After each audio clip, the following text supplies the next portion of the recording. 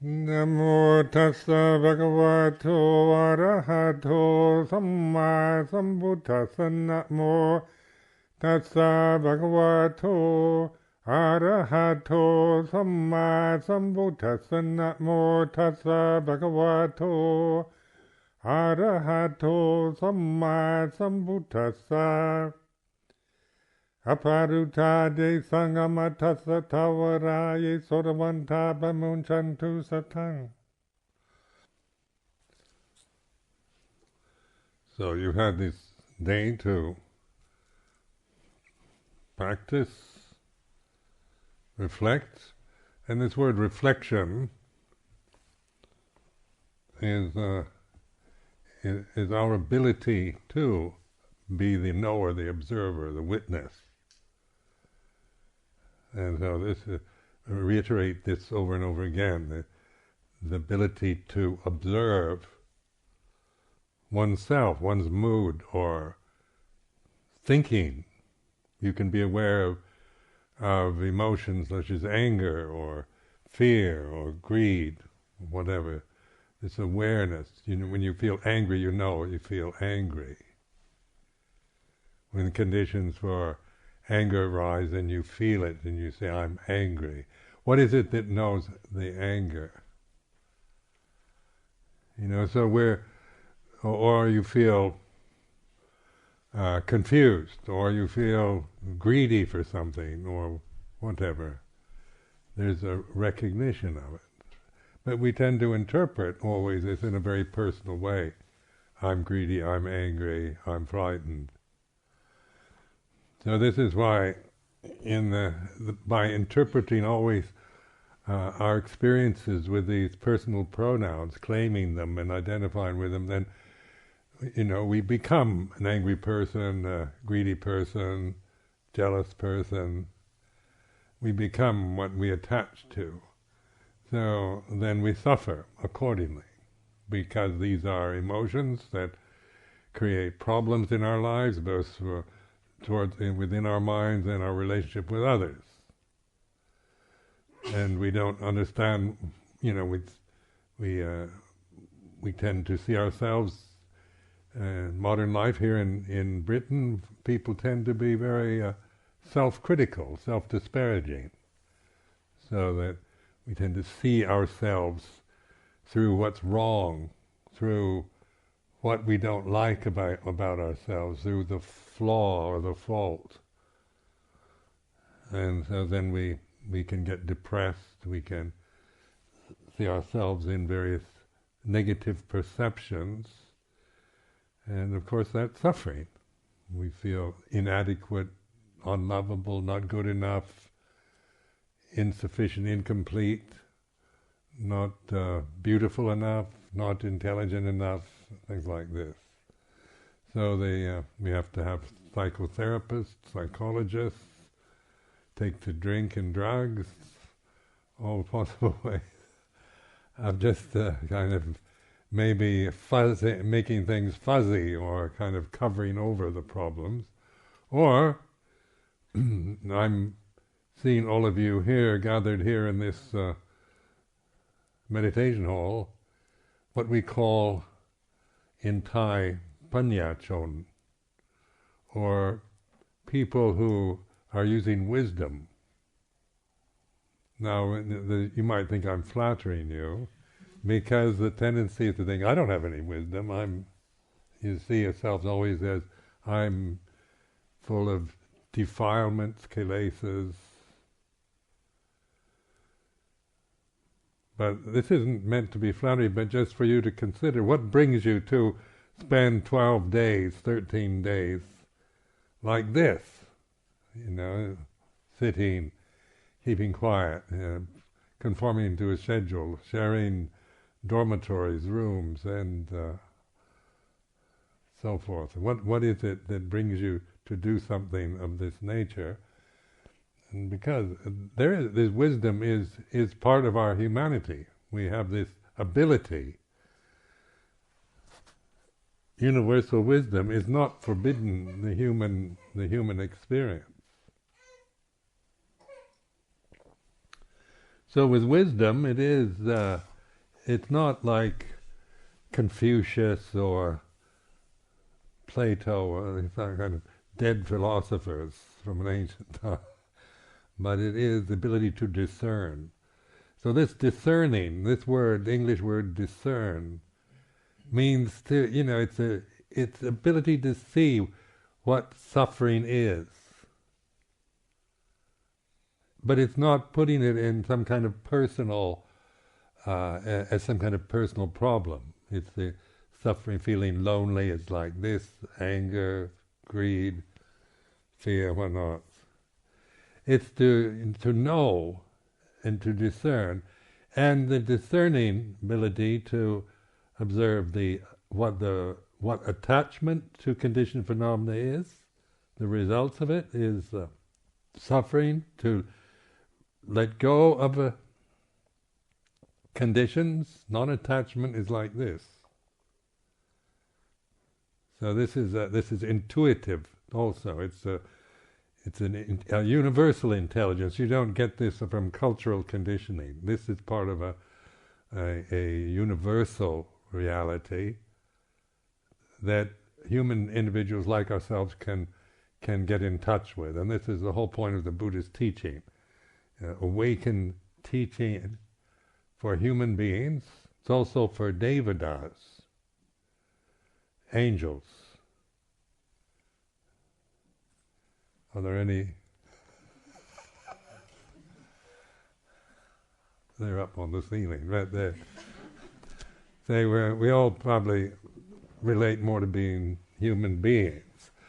So this is, this is important for you to reflect on the value of being a human being, because it is a painful experience. And you look at the animal kingdom, and you think of, they don't have to remember.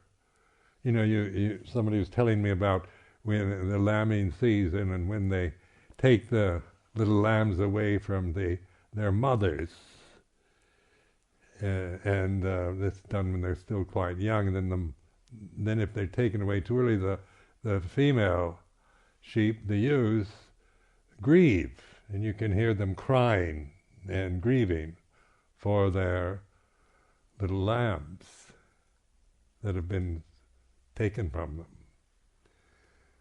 Well, you do that to human woman, she will remember that for the rest of her life.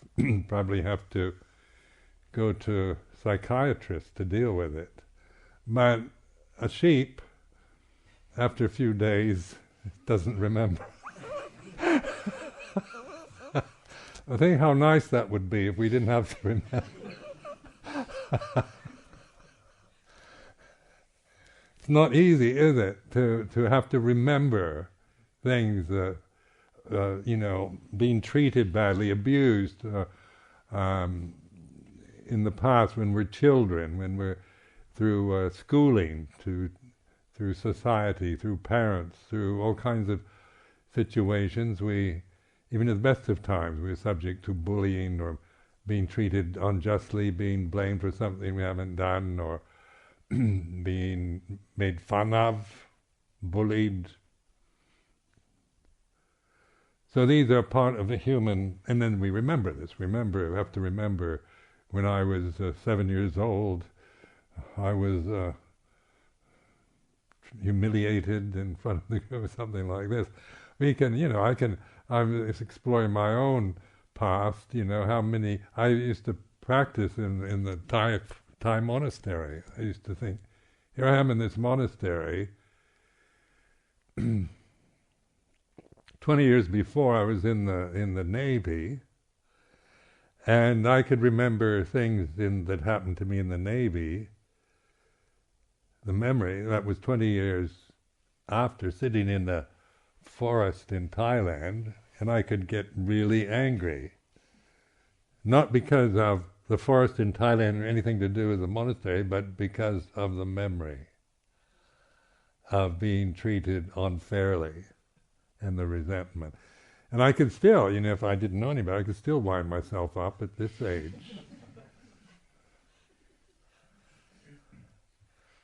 Well, this is pointing out, the burden that we do have to carry as human beings, having this intelligence, having a retentive memory, and we don't understand our place in the universe very well. We either exaggerate it, we become the only important creature on the planet, or we sometimes wonder what the point of it all is. Is it just a bad joke? I remember as a youth feeling that being human was, I was brought up as a Christian, so my mother said, God created you, and I thought, as I began to question Christianity, I thought, I didn't ask God to create me, and why did he do such a sloppy job?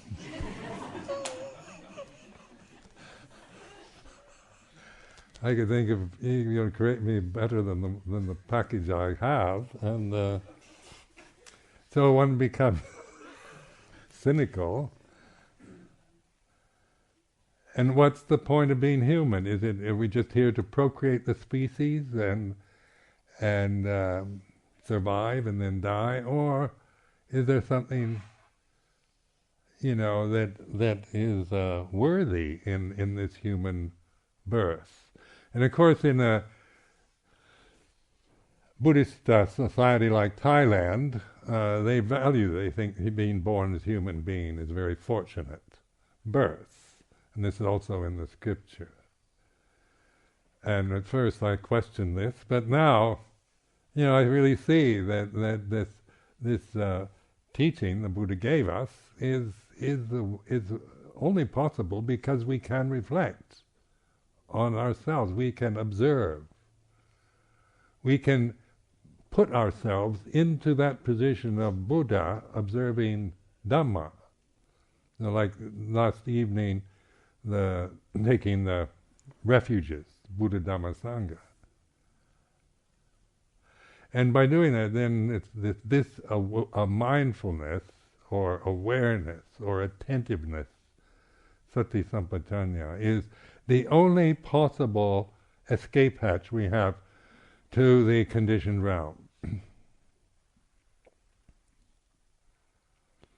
So it's there's no other way out. We can refine conditions, we can kind of control things so we get more refined concentration.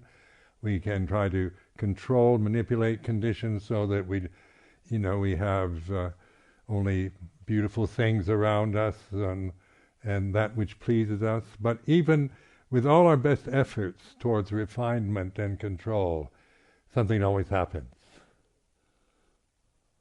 A fly in the ointment, a worm in the apple, a snake in the garden, an earthquake, a hurricane. Who knows what's going to happen in this realm?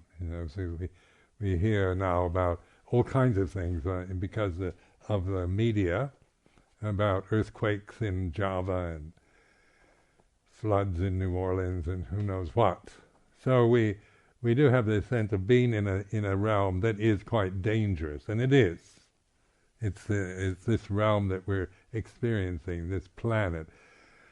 These human bodies are in this process of change, and they are following their own karmic tendencies that we can't command or change or do anything about. We merely have to recognize and learn from it.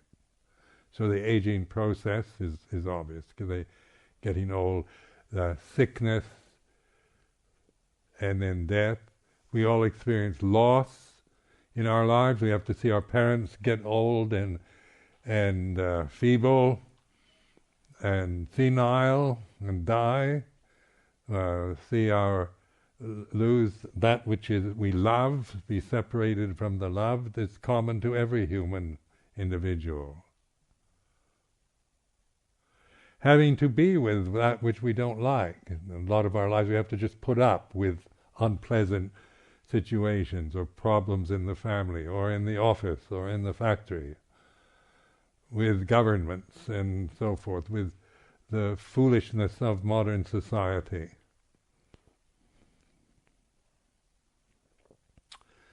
So this is, the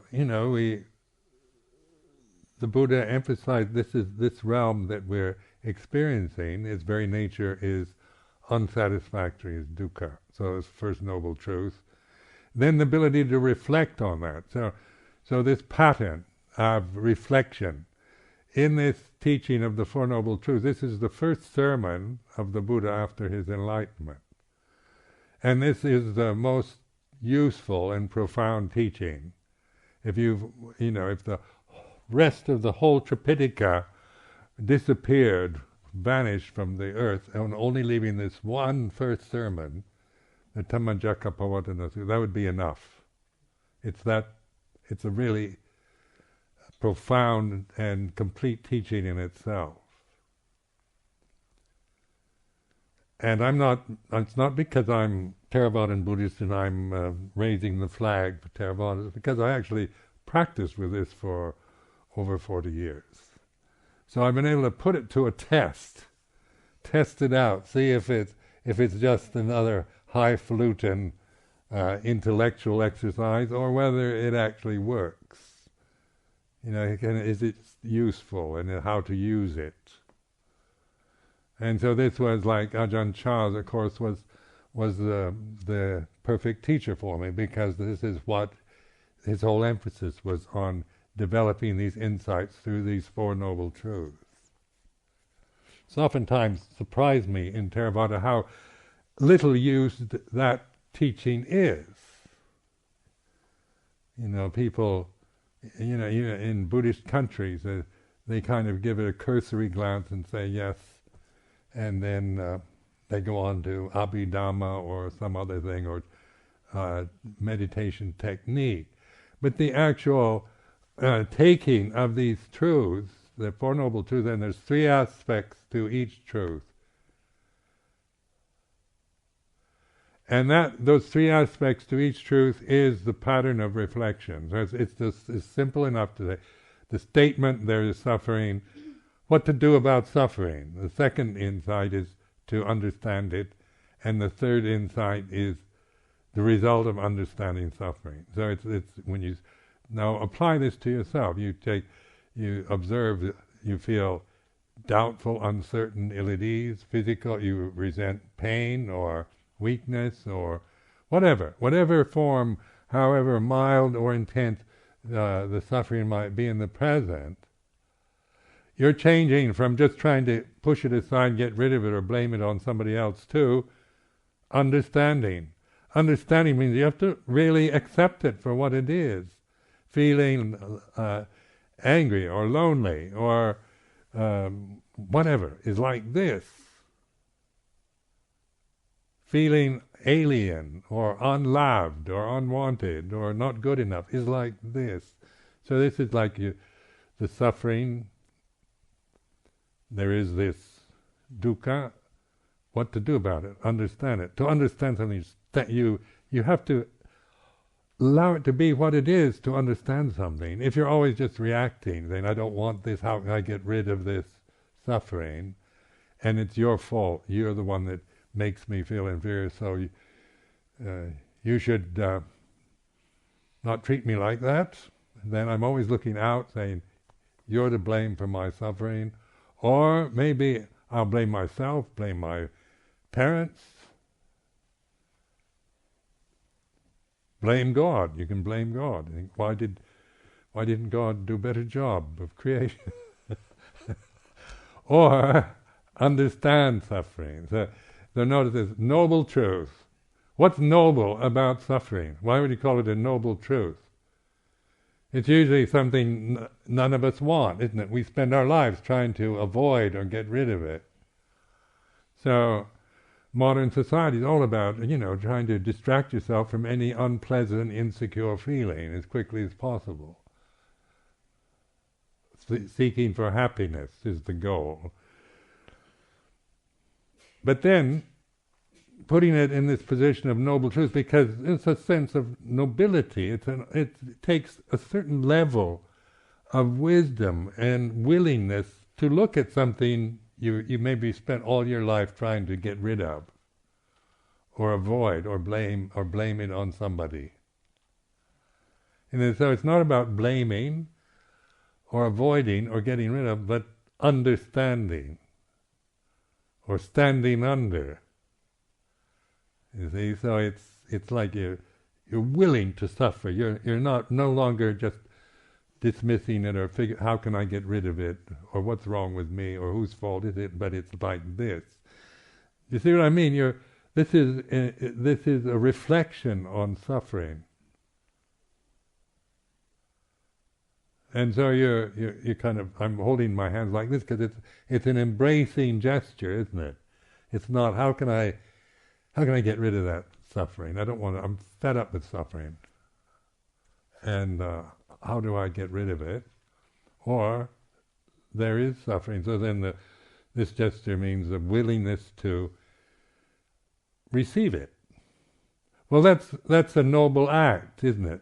Because there's something in us. We're not whinging about whose fault is it and what a rotten deal I have in life and why should I suffer. It's suffering is like this.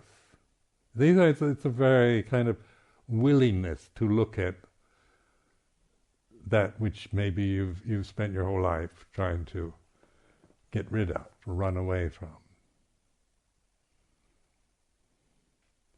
So that's what you know, when you think of the word noble, and then when we use this noble silence, isn't it? Noble truth. What is noble about our human individual? Not when they're whining and blaming and condemning and doing all kinds of things to blame others, but when we kind of accept it and begin to look at ourselves in a way that isn't critical or blaming, but learning to trust this awareness, receptivity of suffering. So suffering is not something to run away from or blame, but to learn from. So this Four Noble Truth is based on this very common experience that we can all relate to. It's not esoteric, not mysterious. It's obvious, isn't it? There is suffering, and then suffering should be understood. Now that's the practice, what to do with suffering. And by doing that, then you have an insight in what they call the result of practice. Suffering, you have this sense of suffering has been understood. It's on a deeper level. It's not because you've read the Pali Canon and have defined it through the dictionary. You actually know this in a profound way, rather than just intellectual manipulations of your brain.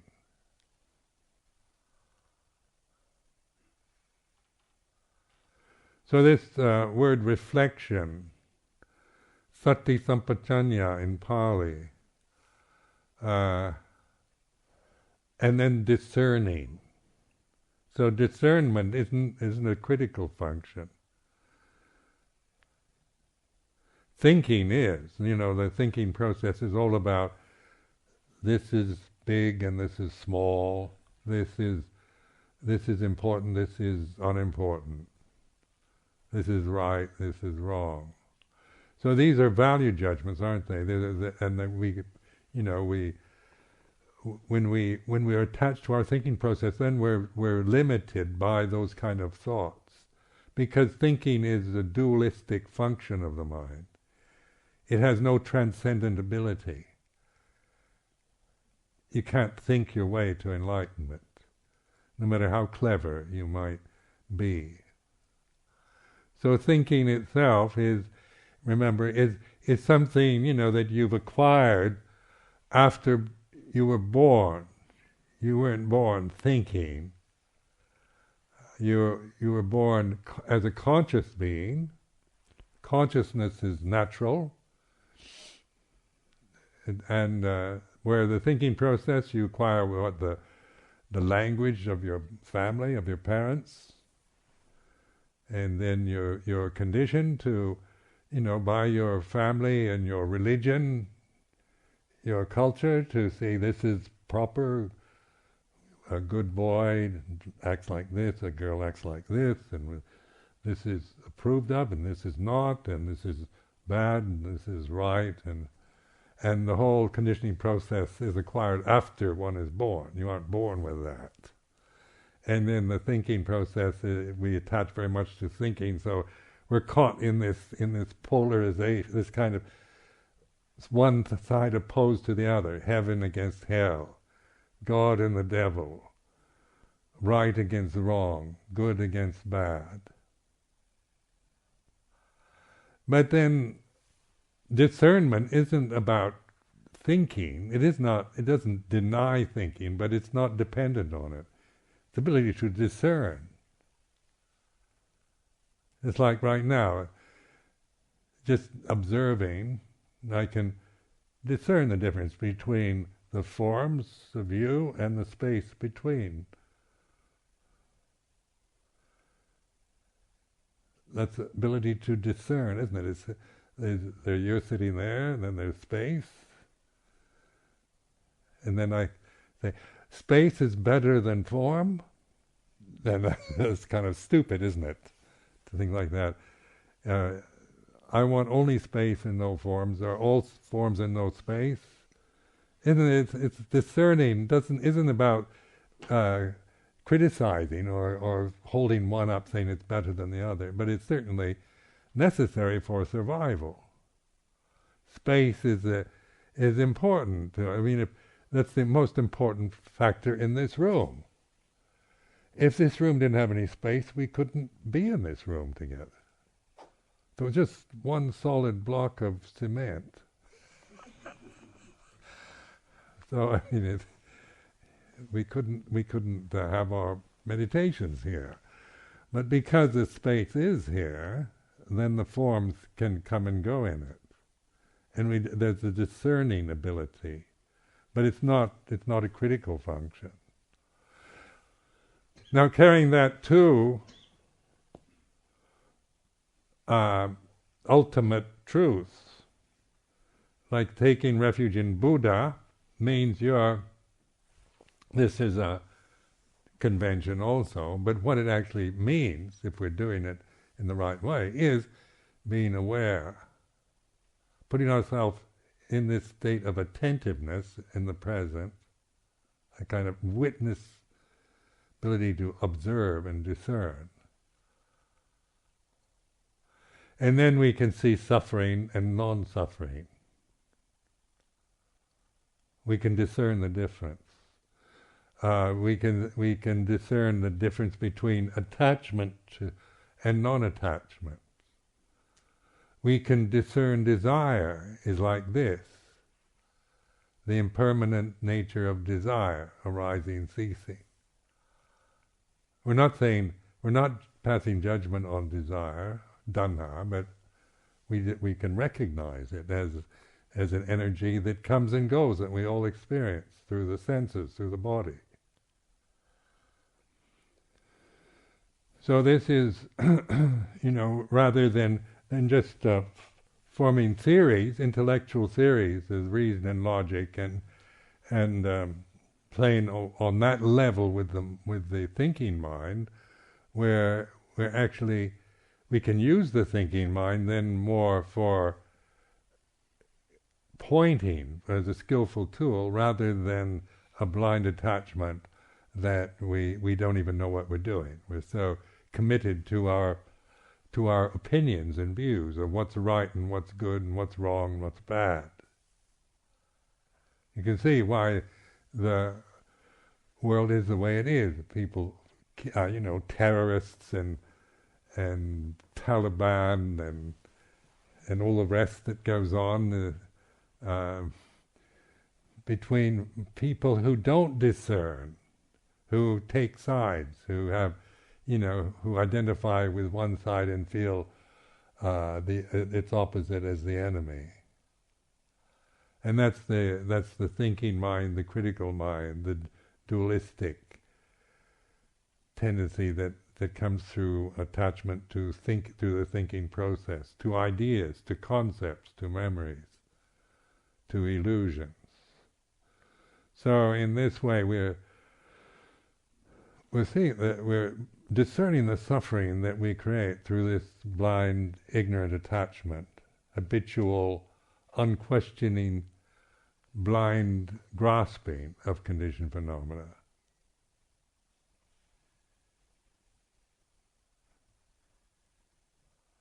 So when I started this evening's reflection, I did Namo Tassa 3 times, and I said, Aparuta de Sangha Tassa Tawara. This means the gates to the deathless are open. And the Buddha was enlightened in this tradition form, in the Pali tradition. The gate to the deathless is open. So I use this all the time when I give formal talks. It's like an announcement. Now that means a lot to me. I mean, even though it's put in terms that sometimes are bewildering to us, because the deathless, gates to the deathless, is not particularly a cultural value we have, is it? We don't, our culture doesn't talk about the deathless. And so it is a strange concept to us on a cultural level, but it's very important, because the death, when you're contemplating and discerning suffering, that's all about death, about ending of things, about cessation. Whatever comes must go, whatever comes together must separate, whatever is born dies. The law of karma, isn't it? What begins must end. That whole pattern of conditioned phenomena, breathing, say, inhalation, exhalation, one depends on the other. You can't just have inhalations without exhalations.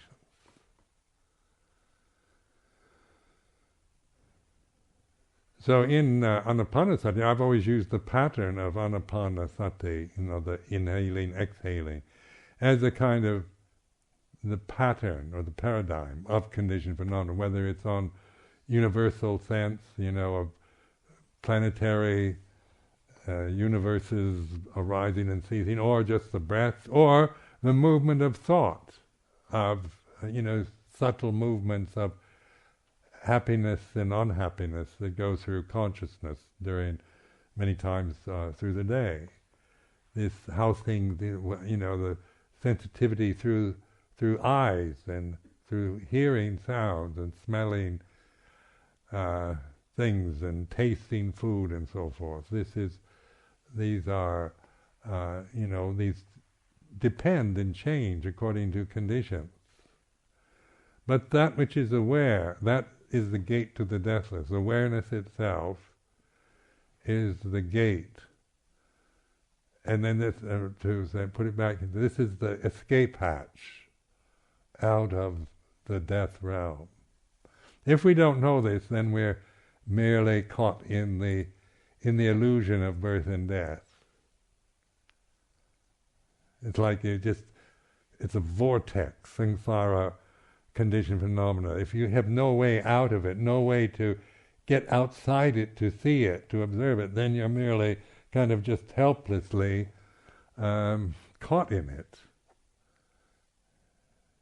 That's why people get so unhappy and depressed, because it just seems hopeless. Life can seem so hopeless on the conditioned plane. So the gate to the deathless is open. Aparuta de sang amatassa tawara. Amatassa, the deathless. So what is the deathless?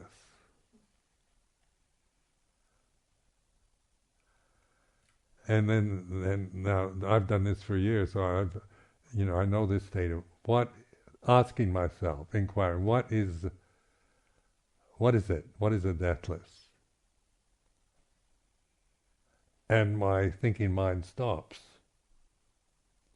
because I can't imagine it. The best thing you can do is make it some kind of, we say, some kind of thing maybe. It's a force or an energy. We go on like that, trying to put it into maybe terms, abstract terms.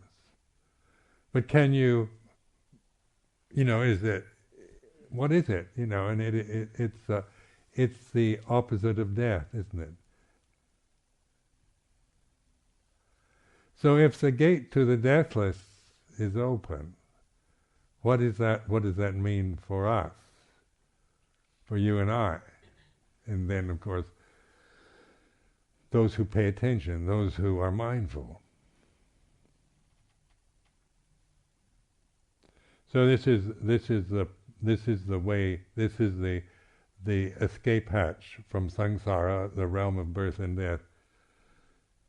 And the deathless, when you try to think about it, you can't. You know, you'll just get tangled up and end up with doubt and uncertainty, because you can't. It's not about thinking. It's not about. It has no form. It has no color. It seems like nothing. To the very materialistic person, it just seems worthless, stupid, unnecessary. Eat, drink, and be merry, you know. Have a good time while you're alive, because we're all going to die anyway. Is one way of approaching life. But the deathless, and then in religion, isn't it? What is God really? You know, in terms of, you know, in Christianity they tend to personify God as a kind of patriarchal male figure. But is that really what they mean? You know, can you make a person out of? Can you give a gender to the deathless?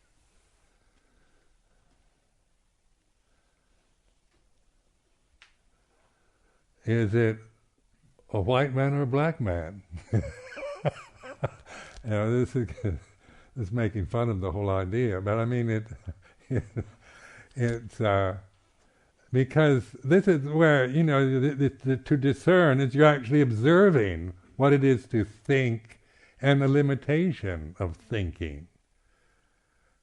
And the result of thinking, just habitual attachment to thinking, you end up with doubt, never being quite sure.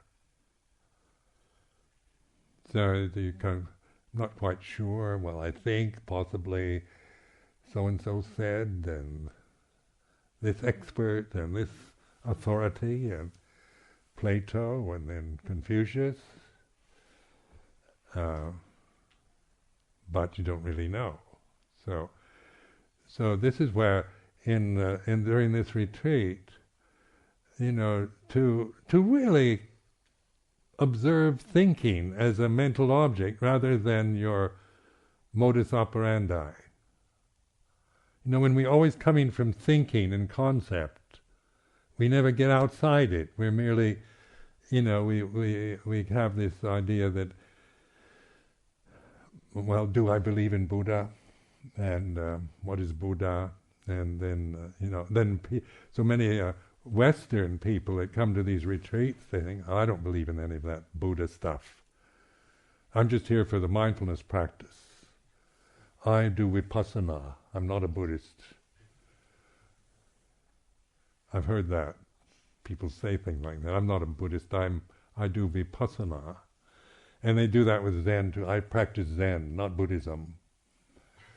Because they don't, you know, they're just grasping another concept, a view about Zen or Vipassana, without actually seeing what they're doing. So it's not about believing in Buddha. It's not about that you have to, in order to practice, you have to believe. It's about using these words so that with wisdom, with discernment, rather than just from personal views about religion, prejudices about religion, or whatever that one might have through one's own cultural background. This is very important because, you know, like, we all start out, most of us start out meditating because, you know, we believe, I started meditating years ago in Thailand, before I became a monk, because I felt that I was a very confused person, and very unhappy, and wanted to practice meditation, and so in order to solve my personal problems and hope to get enlightened in the future. I tend to be self-critical, so I didn't think I had much of a chance for enlightenment. So, but I might as well try, because there wasn't much else on offer, really. So if this, I am a screwed up person that practicing meditation in order to get something I don't have yet, like enlightenment in the future. You see, that's the thinking process, isn't it? Those are all thoughts. And I am a screwed up person is a thought. And then the personal pronoun, I, always refers to me, this personality, this physical being. And then the adjective, I am screwed up is the description of how I see myself. And I don't want to be screwed up. I want to be healthy and enlightened. I want to become a Buddha in the future, or at least an Arahant, or I'll settle for Stream Emperor. And as I started meditating, probably I wouldn't even make that if I could just stop smoking cigarettes.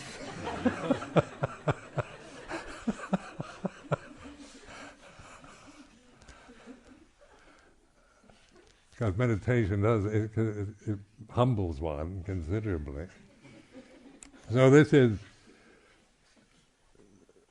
this whole sense of a self, I am. And then the genius of Ajahn Chah was his ability to get me to look at that scenario, not to criticize it, saying there's nothing wrong with me, I'm perfect in myself. It's not about exaggerating my virtues or self-affirmation, but it's recognizing, it's discerning the thinking process is like this.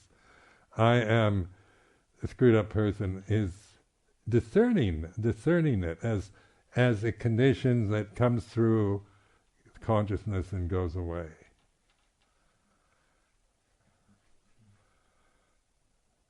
So this is where the main obstruction to enlightenment, one of the first fetter, is what they call Sakkaya Ditthi, which is personality view or ego. This sense of a separate self, me as this physical being, me as this personality.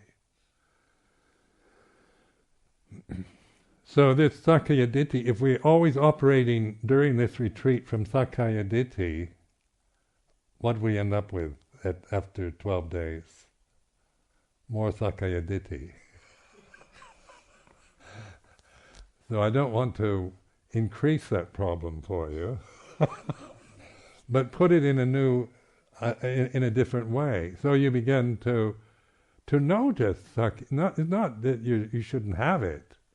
It's not saying you shouldn't have any personality or any sense of self at all. Then that's still Sakkaya Ditthi, but it's discerning. Sakkaya Ditthi is like this: a sense of I'm a screwed up person, need to do something in order to become something.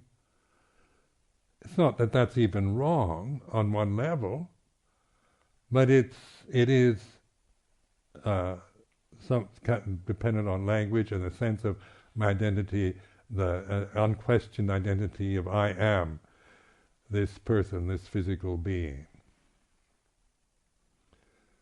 So this is where to get to know Sakkaya Ditthi is to understand it. It arises and ceases. It's the thinking process. It's the attachment to memory, to your appearance, to the age of your body, to the gender of your body, to your inclinations, habits. The whole lot, it's all forms this sense of I am this person. And this I am this person tends to be unquestioned. It's what we start with. I am this screwed up person. Start with this. Now that's the beginning anyway, but then the Four Noble Truths are a floodlight. They bring into the awareness this whole sense of Sakkaya Ditthi. Not that that we get rid of it and destroy it, but we know it. So when I can still answer to my name, Ajahn Sumedho, and things like this. On a conventional level, I am a Buddhist monk, and so.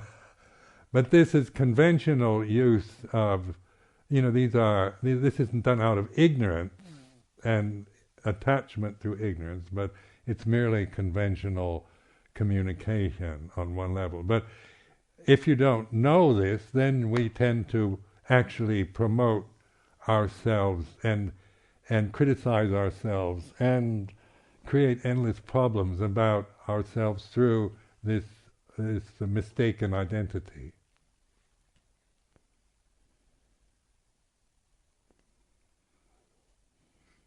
So this is where this word panya, or wisdom, begins to resonate, at least for me. What is wisdom?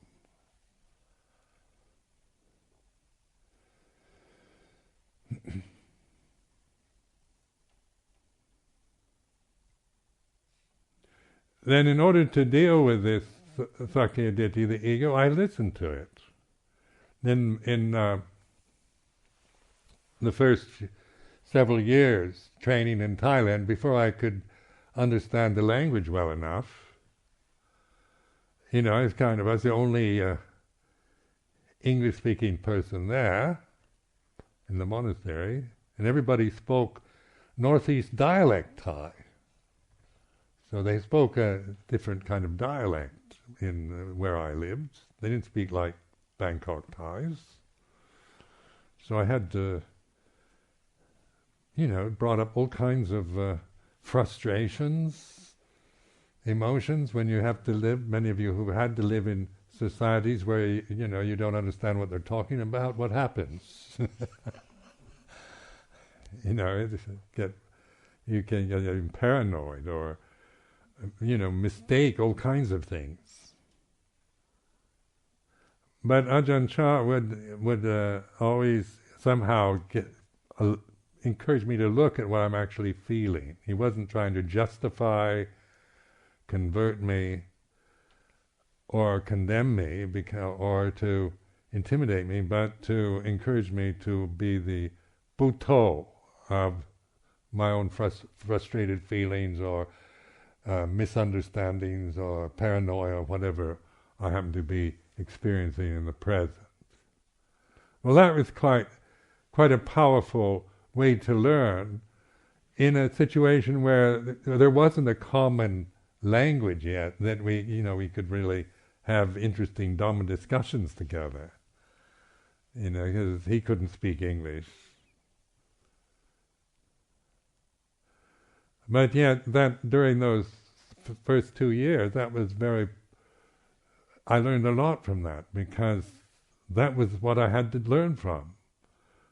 Fitting into a different form, into a monastic form, learning another language, learning, different climate, different cultural attitudes, everything was so different than what I was accustomed to, that of course, the tendency to react, to misunderstand, to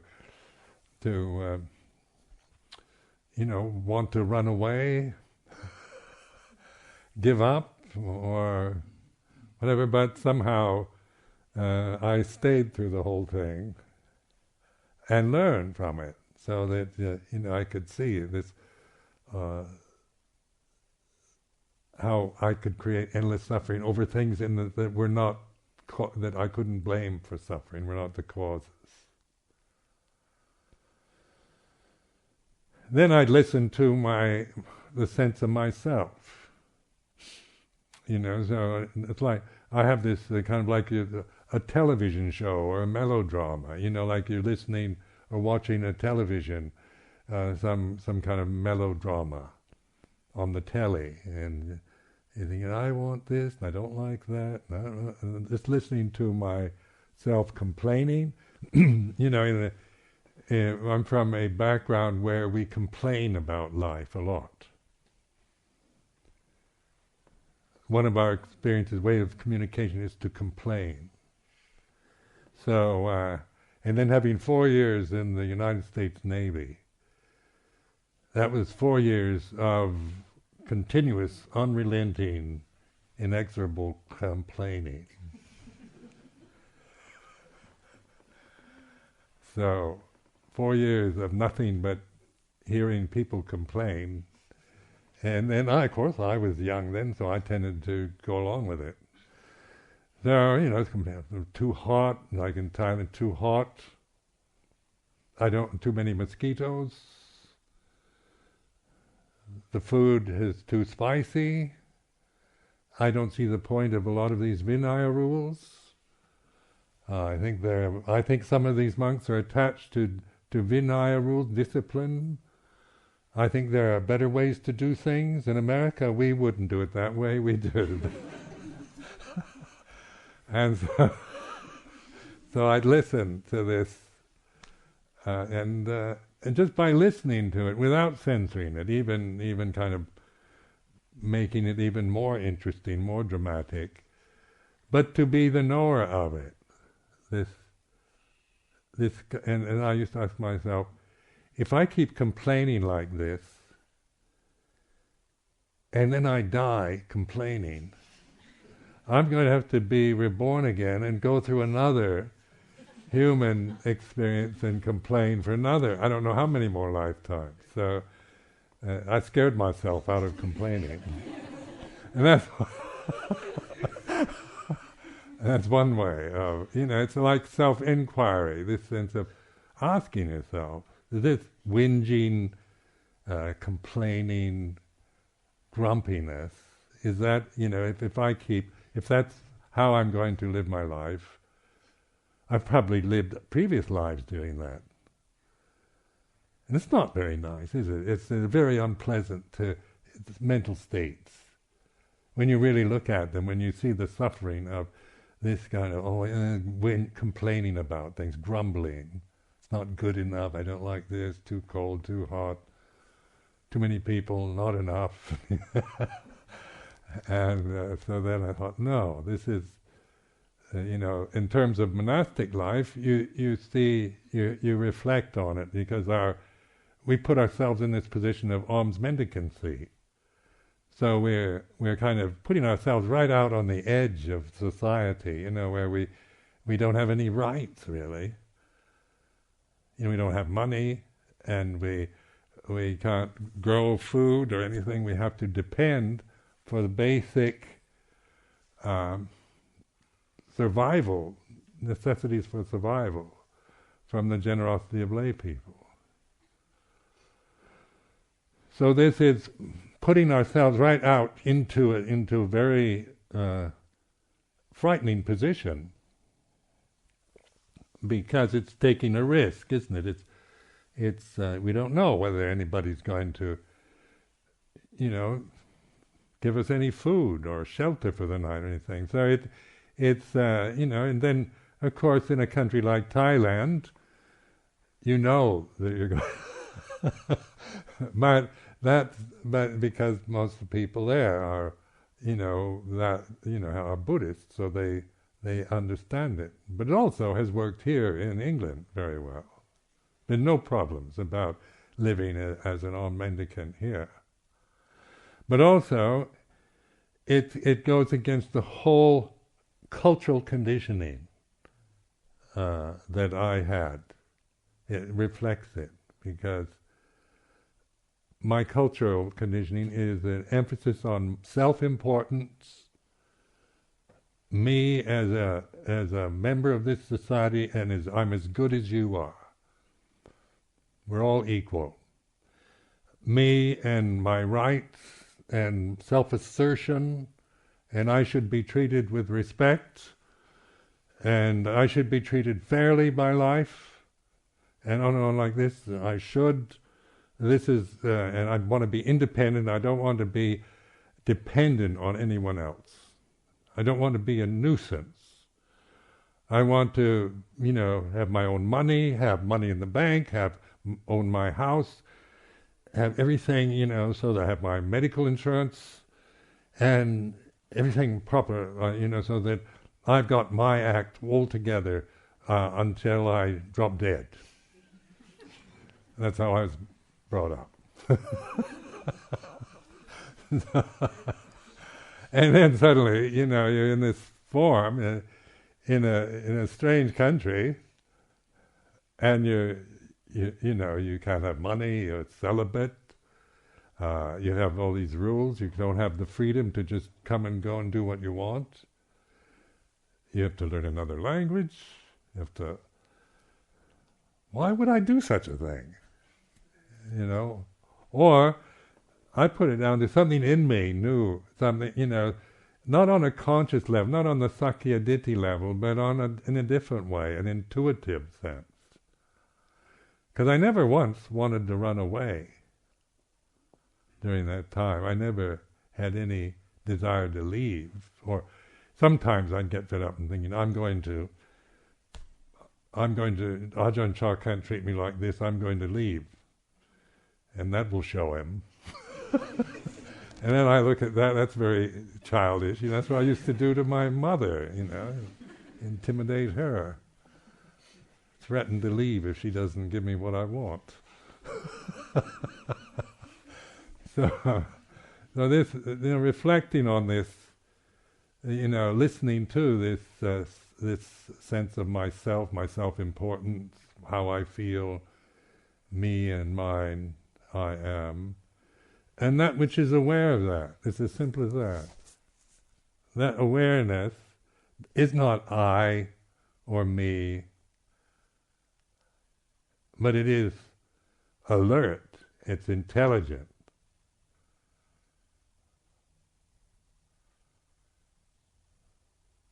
So then this way you begin to clarify, to know the difference between Sakya Ditti or personality and pure awareness.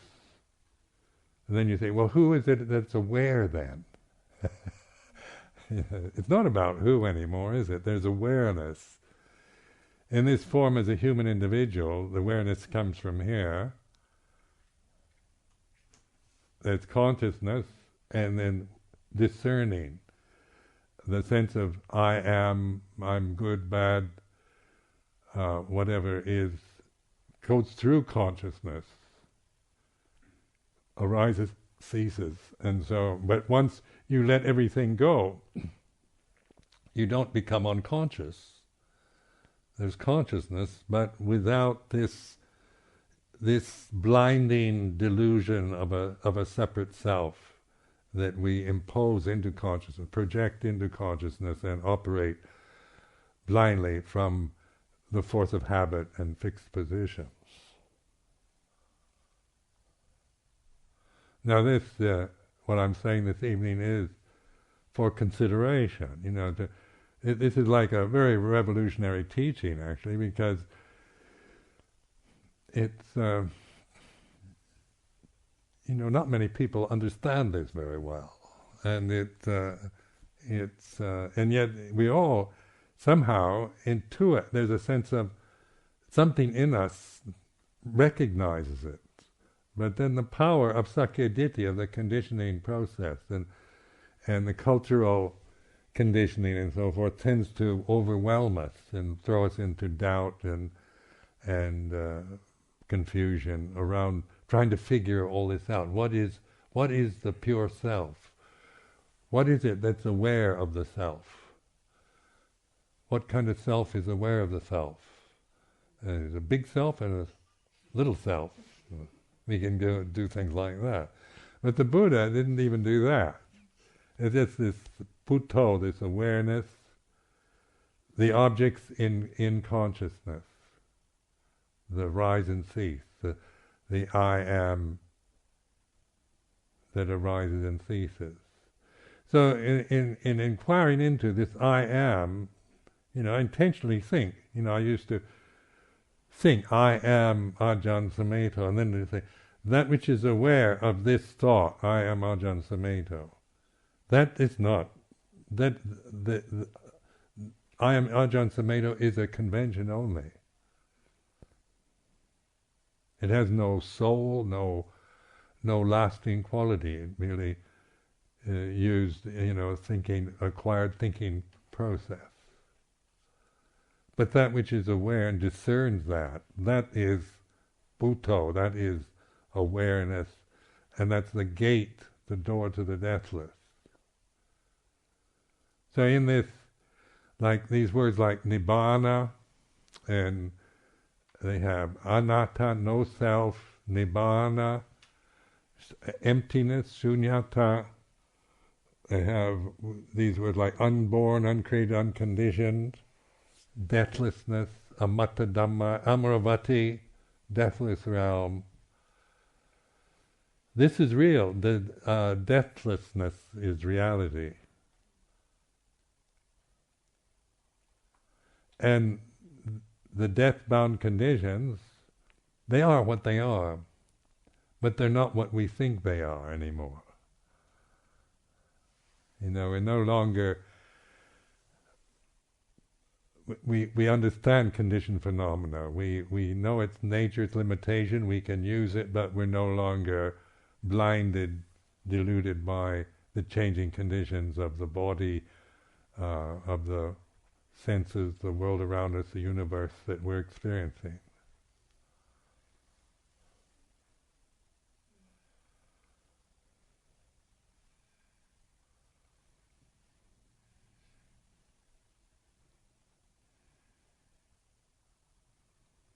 So then there's death and deathlessness, discerning the difference. So deathlessness is better than death. I'm attaching to Nibbana, and the samsara I have nothing to do with. That's sakkayaditthi, isn't it? Because then you're thinking, somehow Nibbana is better than samsara. But it's not about better anymore. In that it's not about one being better, but it's discerning. The unborn, uncreated is this. Now, when you begin to have the insights into this reality, then that's the end of suffering. That the deathless, the awareness, the gate to the deathless, is then we're not creating suffering. And any suffering that we have created, once we are using mindfulness, we see it ceases. So that's just the way it is. It's not that it's better, but because that doesn't mean anything anymore. Better is around conditions. This is better than that. But this is discerning the results of attaching to conditioned phenomena is a recognition of suffering. Non-attachment to conditioned phenomena, you discern it, you recognize it, non-attachment. And so this is the great gift of our human birth, is that we have this ability within these bodies and on this planet, in this situation, to know, to recognize ultimate truth. We're not just helpless victims of conditions of life, of the body, of the societies and the experiences we've had in life, because we see through that. We no longer hold to those illusions that we might hold to if we didn't meditate or understand suffering and its causes. So I offer this for your reflection. And